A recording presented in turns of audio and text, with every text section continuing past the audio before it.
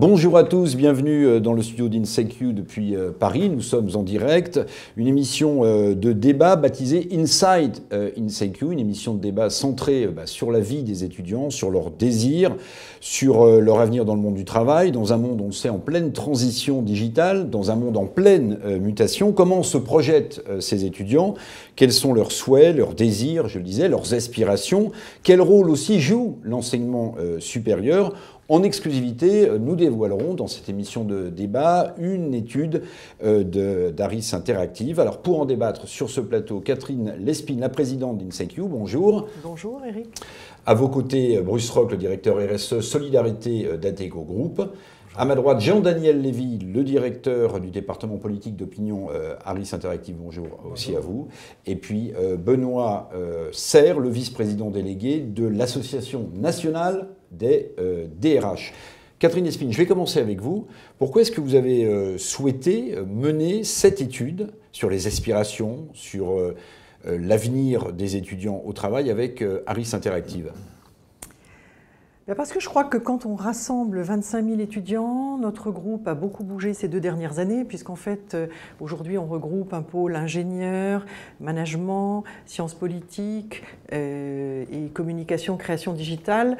On a une stratégie éducative qui se veut multidisciplinaire, qui veut proposer aux jeunes d'autres façons d'étudier, des programmes beaucoup plus complets, donc avec certes une spécialité qui est un peu, je dirais, la figure imposée quand on démarre sur le marché du travail, mais aussi tout un socle, et que face à toutes les transformations que vous venez de citer, il nous semblait important de se mettre un peu à l'écoute déjà des jeunes, d'où cette étude. Jean-Daniel, il y a beaucoup d'études, de sondages menés par votre institut, mais aussi par d'autres sur les fameux millennials, ces jeunes.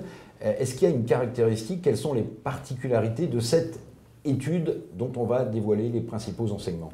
Peut-être la première caractéristique, c'est qu'on a voulu avoir un échantillon qui était un échantillon relativement large d'étudiants, 1000 étudiants qui ont été interrogés, ce qui nous permet d'avoir une base qui est une base importante. Alors après, le nombre ne fait pas forcément la qualité, ça nous permet aussi de pouvoir regarder les réponses selon les différentes catégories d'étudiants, parce qu'il y a les étudiants, ça veut dire et ça ne veut rien dire en même temps. C'est-à-dire que ça vaut le coup après de regarder en fonction de l'ancienneté de formation, en fonction du niveau de diplôme que l'on peut avoir, au niveau de la filière dans laquelle on est présent, et de regarder un peu plus en détail la manière dont cette frange de population peut être amenée à réagir sur l'actualité et la manière dont elle peut se percevoir à l'avenir. Et puis peut-être un dernier point, c'est une enquête qui a la particularité d'être récente, dans un contexte où certes on parle beaucoup aujourd'hui des gilets jaunes, de l'interrogation en matière de croissance, de puissance économique de la France, etc.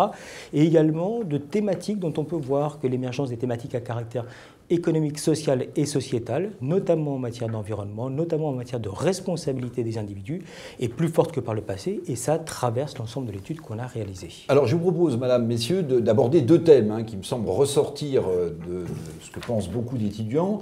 C'est bien sûr la réussite. Qu'est-ce que la réussite vue du côté des étudiants, si j'ose dire, et puis le regard aussi des étudiants, parfois inquiets, sur le monde du travail. Peut-être une précision, quels sont les faits marquants, Jean-Daniel, sur cette première thématique, la réussite vue par les étudiants? Que disent les étudiants quand on les interroge sur comment considèrent-ils leur réussite? Et puis aussi, peut-être, si vous le permettez, quel rôle joue la réussite professionnelle dans cet univers, dans ce désir estudiantin? Déjà, on peut aborder les questions en fermant la focale ou en l'ouvrant au maximum. Et c'est ce que nous avons souhaité faire en posant une question qui est une question complètement ouverte et où l'œil du sondeur n'a pas eu d'influence sur la manière dont les étudiants pouvaient répondre. On le voit à travers le nuage de mots qui s'affiche. Se déclarer la réussite, déclarer l'avenir, c'est être heureux et avec une double dimension.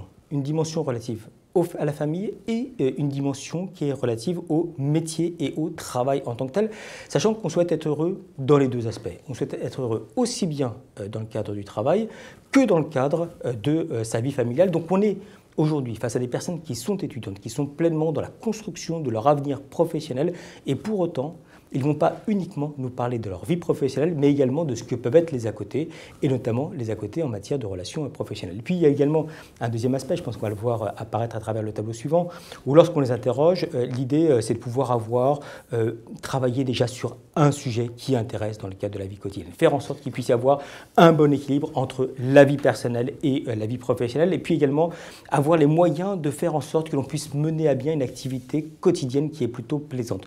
Donc on est animé par l'idée de se dire on va passer quand même du temps au travail. Ça n'est pas uniquement la question de la rémunération qui est importante et qui apparaît en 4e position, mais déjà la capacité à pouvoir faire en sorte que dans le cadre de son activité professionnelle, il puisse y avoir un minimum d'épanouissement, avec un point auquel je sais qu'on peut être attaché dans le cadre de l'INSEQ, à savoir la possibilité de pouvoir prendre des responsabilités. Et quand on interroge les étudiants, on va voir que moins d'un quart d'entre eux considèrent qu'il s'agit d'un point qui leur apparaît à leurs yeux comme étant tout à fait prioritaire. Benoît Serre et Catherine Lespine, est-ce qu'il vous semble, avec l'expérience qui est la vôtre dans le monde de l'entreprise, que les aspirations des étudiants ont évolué?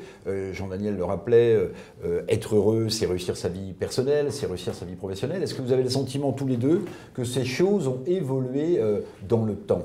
Alors, comme DRH, ce qui est intéressant, c'est observer qu'un certain nombre des évolutions qu'on constate là, qui viennent d'être faites, on retrouve les mêmes chez les salariés.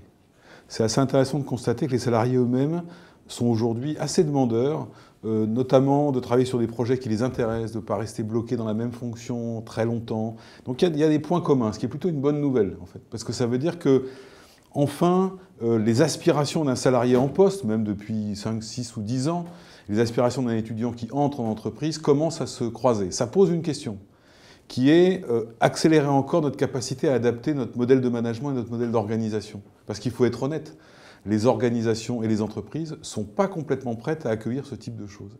Elles sont encore sur des choses quelquefois assez normées. Et dans cette étude, on voit par exemple que les 4 points qui ont été relevés à l'instant correspondent aux attentes des salariés bien souvent et aux attentes du management qu'ils nous transmettent. En nous disant, installez-nous quand même dans une logique qui correspond à ce que je veux faire, c'est là où je serai bon. La deuxième chose, c'est l'équilibre de vie. On le voit. Les textes gouvernementaux tombent les uns après les autres. La qualité de vie au travail devient un élément essentiel. D'ailleurs, vous savez qu'on est passé de bien-être au travail à être bien au travail, ce qui sont 2 choses très différentes.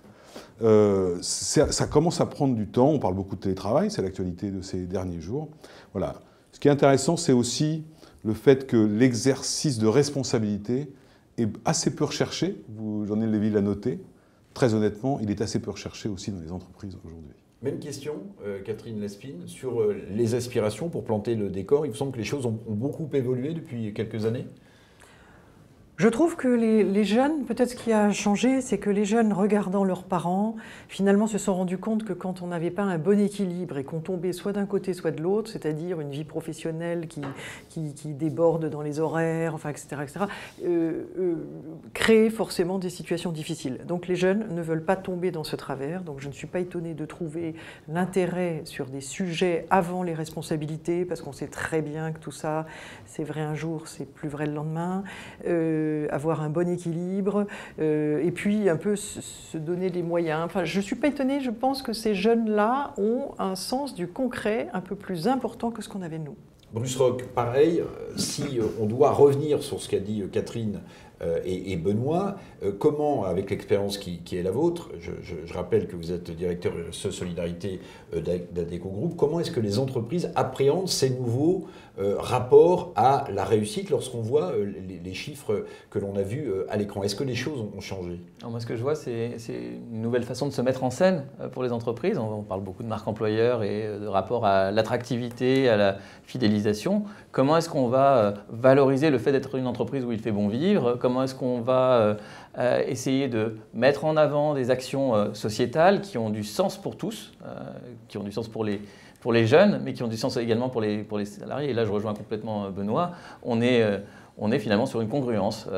À un moment donné, on veut être cohérent par rapport à des envies individuelles et puis essayer de trouver l'équilibre avec le volet collectif, ce qui fait sens dans le projet. Ensuite, la logique de l'entreprise, on est sur de l'entreprise plus étendue aujourd'hui, avec des multifacettes, un écosystème d'entreprise pour faire la grande entreprise. Donc finalement, dans le sondage, dans ce que je vois, c'est les jeunes n'ont pas forcément la représentation globale de l'écosystème de l'entreprise. Catherine Espine, comment est-ce qu'au sein d'INSEQ, vous tenez compte précisément de ces nouvelles aspirations? On verra tout de suite après comment les étudiants souhaitent et appréhendent leur intégration dans le marché, sur le marché du travail, mais comment est-ce qu'à l'intérieur d'INSEQ, vous tenez compte des aspirations que Jean-Daniel vient de dévoiler? Alors, notamment au travers d'un changement dans les méthodes pédagogiques, c'est-à-dire le face-à-face, le professeur qui sait, les étudiants qui prennent des notes, ça ne fonctionne plus. Donc, travailler sur un sujet qui vous intéresse, par exemple, ou des questions d'équilibre, le sens du collectif. Il y a, je dirais, 50% d'une pédagogie aujourd'hui est collective, donc il y a le sens du collectif, il y a des thèmes. Il est rare que, si vous voulez, on ne parle plus d'une table des matières, on parle de pédagogie par projet, et ça rejoint tout à fait ça. C'est-à-dire qu'il y a une logique, il y a un objectif, on est plusieurs, on est dessus, et une fois que ce projet est terminé, on passe à un autre. Donc il y a effectivement, je pense, une réponse qui est de capter l'intérêt des jeunes et de réunir les jeunes ensemble. Ce qui est vraiment une demande très forte. Le professeur étant là pour animer, je dirais animer et ranimer, mais beaucoup plus que pour enseigner. Alors c'est intéressant parce qu'effectivement, on voit bien que les écoles INSEQ, entre autres, ont cette approche-là, mais très honnêtement, dans les entreprises, le modèle de management n'a pas encore suffisamment évolué, et quelquefois, vous avez des managers selon les générations qui se prennent pour le professeur qui sait. Et effectivement, les étudiants arrivent, après avoir vu cette pédagogie plus collaborative, dans une organisation qui se veut collaborative, parce que c'est mode, mais honnêtement, qui l'est moins qu'on ne l'imagine. D'ailleurs, on observe qu'ils n'ont pas envie d'aller dans les grandes entreprises, qui sont celles qui ont le plus de mal à bouger, certaines bougent. Eh bien, vous avez un espèce de choc, la traduction étant, les étudiants ne sont pas adaptés aux entreprises. Mais c'est peut-être l'inverse.